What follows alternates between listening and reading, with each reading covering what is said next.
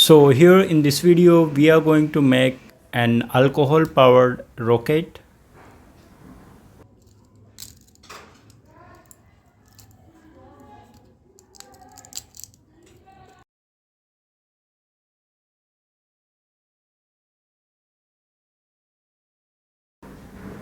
For that I have printed this rocket in 3 segments because we have to put the conductive film on the inner part of the rocket to create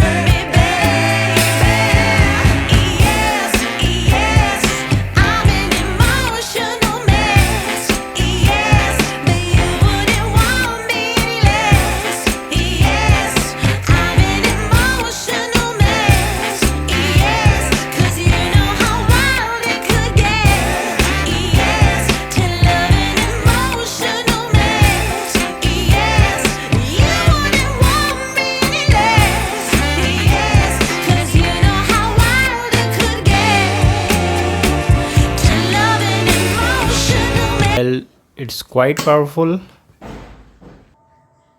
Okay, hope you like this video and sure to subscribe. See you in the next video.